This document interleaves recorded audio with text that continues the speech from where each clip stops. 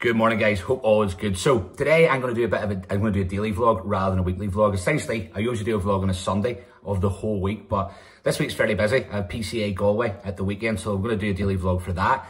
But today I want to go through a bit of like what my day looks like in terms of my food for somebody that is now, what am I in, 7 weeks post-show, and I'm into my off-season proper. Weight over the last little while, since introducing the cycle, has shot up. I'm sitting at 226 pounds this morning, so on stage it was 208, kind of held that to about 218 to about 2 weeks ago. Introduced the cycle and now I'm sitting at 216, so I feel it now. I'm feeling off-season, I'm feeling much fuller, much bigger, and still pretty reasonable in terms of my condition as well. Today is going to be just a bit of an arm day. Jordan Warren's coming down, so I'm going to catch up with a little bit of arms with him.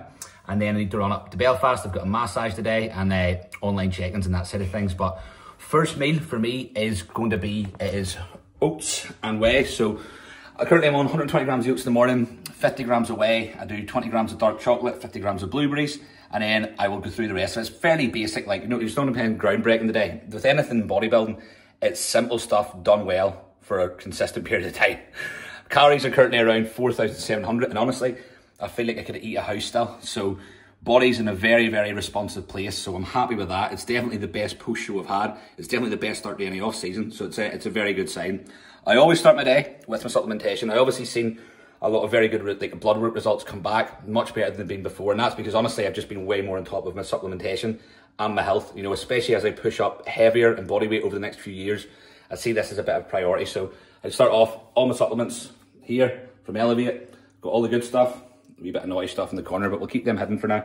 But yeah, it's been making a big difference. So there's about 30 tablets to take in the morning, but to me, it's well worth it. I've seen the reflection of that. So yes, meal one about to go down. And then I'll have some cyclic dextrin intra-workout alongside some EAAs and creatine. And then I'll hit a bit of arms. It's a fairly easy session. I see that nearly like a rest day. But I wanted to add a little extra bit of arm volume in there because essentially there's something I probably neglected for a few years to just try and more push-pull leg kind of workout split. So I want to add a little bit of arms, because obviously it's a big muscle group that's getting looked at heavily in bodybuilding, and especially the further up my career I kind of get with it, I want to make sure that it's not a lagging body part. So, intra-workout there, we're doing 60 grams of carbs a day because I've only had the 1 meal pre-training, and then I'm going to use 5 IU pre of Nova Rabbit, and I'll do 5 IU post with my post-workout meals. So I try, and if I've only had 1 meal in, I will take a little bit more in terms of my intra-workout, in terms of cyclic dextrin. Just train a little bit earlier this morning with being busy, but that is the combo.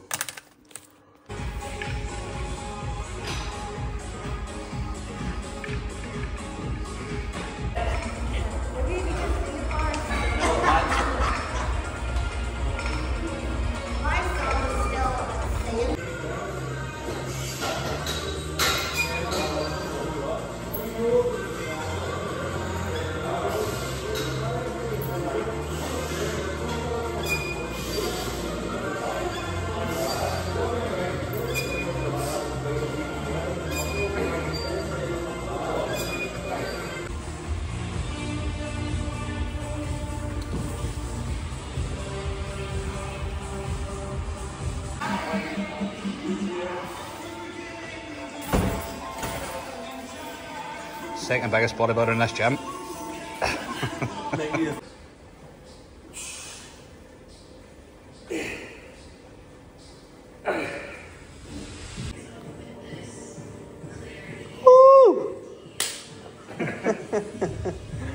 Alright guys, so arm day just done, wrapped up.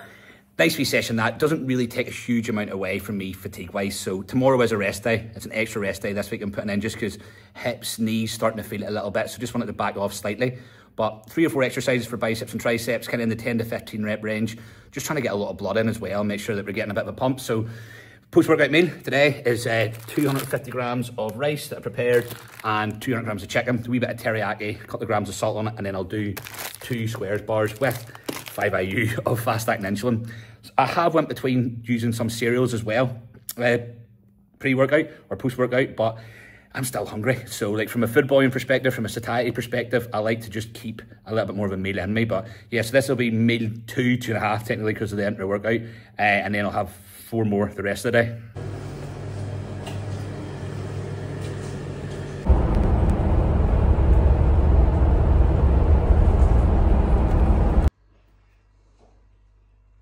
Afternoon guys, so back in the house after kind of quite a busy morning up in Belfast. I always go up to Belfast to get my protein. It's that pre-form whey. I really, once I find a whey protein that sits well, digests well, I just stick with it as well. I wanted to get some P5P for this current cycle as well, so vitamin B6. So up there, got that. It's now 2:30 and it's back for some afternoon check-ins and meal 3 we'll call it, which is, this is my go-to during prep. I realise it looks like somebody just broke in a bowl, but it's very, very tasty. So what I have is 6 Weetabix, it's 50 grams of whey, 100 grams of blueberries and 10 grams of dark chocolate and about a gram or so of salt in there as well.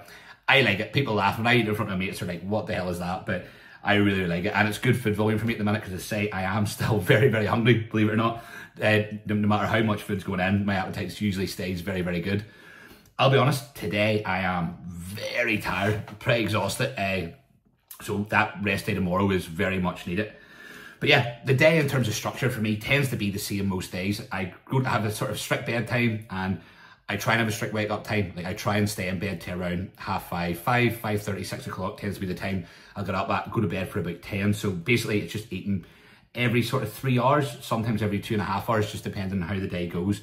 But I like to have that little bit of a space between meals for digestion, so I am hungry into that next meal, because I think that's important. If you're trying to cram a lot of food on top of each other, it can start affecting digestion as well. It sort of affects how it's absorbed. So I like having that structure to my day. And obviously I'm in a position where I can have, for the most part, pretty good structure to my meals. I realise not everybody's in that same position. And in that case, we have to, adapt where we can. But for me, this year for me is about really stepping up, and I know I can nail all those little things that ultimately I see as making a difference, from your food timing to timing your nutrition around your training, quality of training, sleep, a massive one for me. Obviously it was affected loads during prep, and then also hydration. I tend to try and get in and around sort of 6 to 7 litres still a day. I find I need that. I sweat a lot as well, and I find if I don't, then my hunger is even higher. So I still put plenty of fluid in. I put around a gram and a half of salt in each meal. So for me, everything's about trying to be as consistent as possible with things. Something that people ask me about is like refeeds, cheat meals, off-plan meals.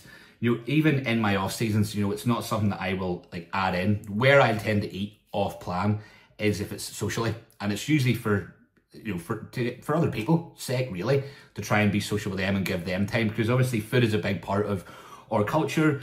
It's how we socialise. I'm not a big drinker anymore by any means. Actually, I could totally avoid it, to be fair now, where in the past I liked the night out, where now it's just not really on my radar. But yeah, for off-plan meals, really, unless it's a social occasion, I'll not have them. I like the food I eat every single day. I think that's the thing. For a lot of people, maybe they're on their own meal plan if they're just not liking any of the food they're eating. And for some people, it's totally fine. For me, I like being structured, being routine, being consistent. I know making progress, and ultimately, that's what makes me happy. And I often find if I'm having off-plan meals, it can throw my stomach off. I had a lot of issues with my stomach last off-season, and I am not wanting to go anywhere near that again, because that is a bad time for everybody, including people in your general vicinity. So yes, 2:30, this is meal 3 in. I have another chicken-based meal next, and then it'll probably be followed by, there'll be oats in there. You'll see as the day goes on, but yeah, a few check-ins to do this afternoon now, and then I've got massage at 6 o'clock tonight as well. All right guys, so next meal up is 450 grams of potato, 200 grams of chicken, 100 grams of sourdough, and probably around 30 grams of low-fat hummus. One of my favourite meals. You cannot beat a wee bougie hummus and spud.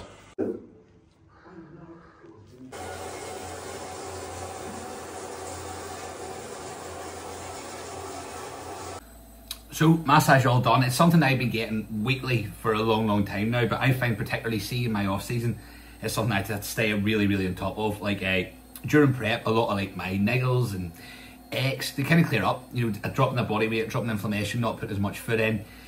It just, my body tends to feel that little bit better. My head doesn't, but physically I tend to feel a little bit better. So it's something I stay on top of throughout the whole year. So tonight was getting the full lower half done, which is grim, especially when it goes near the calves, but feels a little bit better already. So I'm hopeful for next week's leg training session, because I was a little bit worried about being able to get the train legs next week, just because there is so much inflammation in and around my knees, where I know there has been for such a long time. So all good on that front. So next meal.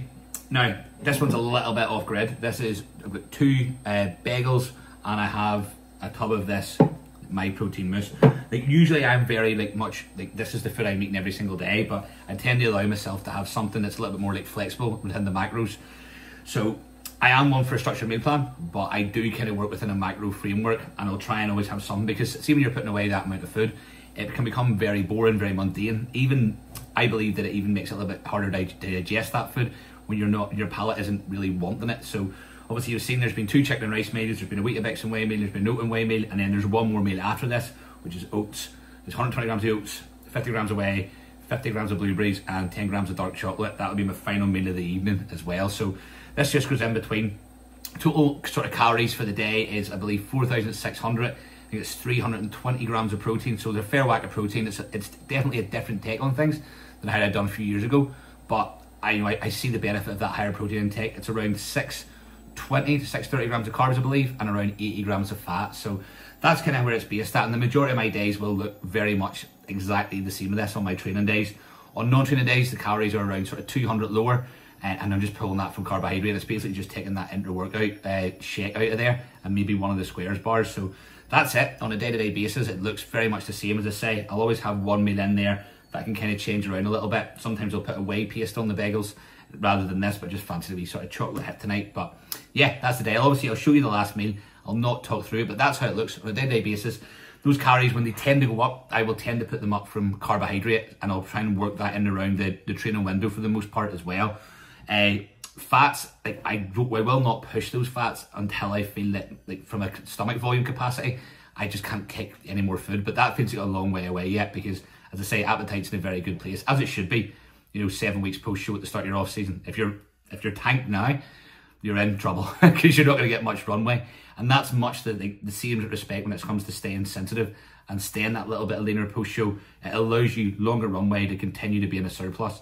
Like, ideally, I don't want to be in a deficit until I'm having to prep again. So if I can continue to make progress and see strength performance in the gym go up, if I can see the body composition changing for the better in terms of muscularity, then I don't want to be anywhere near a diet phase until we need to. The longer we can stay in a surplus for, even just a moderate, mild surplus, then the longer and the better opportunity we have to grow.